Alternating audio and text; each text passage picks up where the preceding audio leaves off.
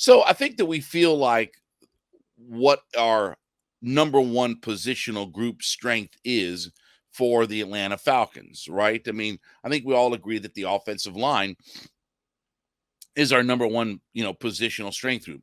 And again, you can make a case maybe that the secondary, as the season goes along, that will be maybe our number two, or maybe it becomes our number one or whatever like that. But going into the season, we feel like that our offensive line is still our most secure group, right? They've done a lot of good things over the last 2 years, even with some of the challenges, even with some of the injuries that they faced. Jake Matthews has still been really solid.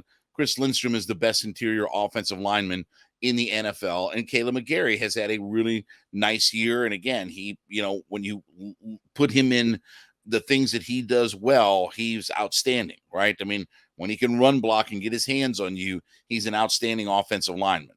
Some of the other things, whatever, but we feel good about where we're at with our offensive line, and it's our real strength. And we've been able to run behind those guys for 2 years now.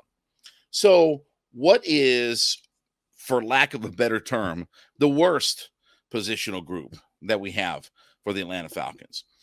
If I look at what our weakest group is right now, I probably select our linebackers.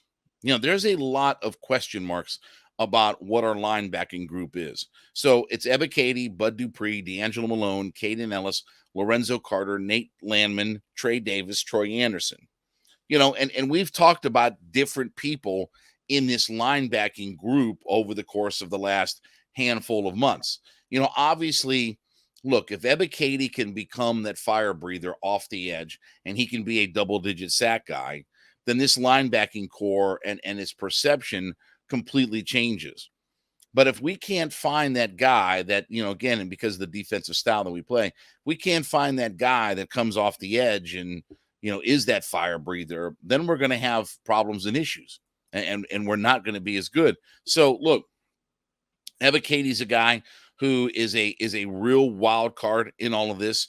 I don't know what to make of Bud Dupree. It's been very quiet on the Bud Dupree front, just as far as we haven't seen much of him. We haven't really heard a whole lot about him. He's, again, the blips and bloops that we've heard about, he's performing well and practicing well and all these good kind of stuff. And, he has said himself, he's invigorated and stuff like that. But does that translate onto the field? Does that translate into accumulating sacks and pressures and everything like that? Because again, we haven't seen it the last couple of years. D'Angelo Malone, I mean, he's another guy that just, you don't know what really he is. A little bit undersized, came in a little bit lighter into camp.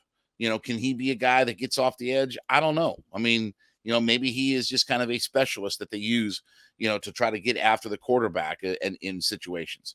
Caden Ellis is obviously a wild card as well. Look, he's a guy that certainly has potential and upside, and certainly had a really good year last year. And part of that was just because of injuries that he had to play for the Saints, but he was really productive. But again, the question is he the guy that we saw last year, or is he the guy from the first 3 years of his career where basically he was a special teams player and a backup? Again, when guys get a chance to get in and start and play because of injury, that can go one of two ways. Either they're not ready to do all of that, or they take advantage of their opportunity and they thrive in that environment. Hopefully he continues to thrive in this environment. I think that's part of the reason why he's here, is just the idea that Ryan Nielsen feels like he's a guy that has still a lot of upside to him.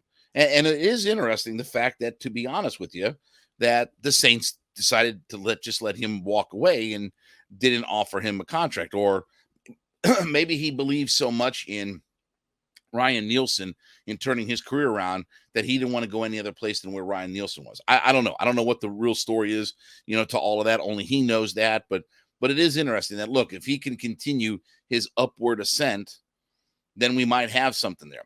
Lorenzo Carter is a guy that we were kind of high on coming into last year because he'd done some good things the season before in the, for the Giants, and was kind of really on the uptick.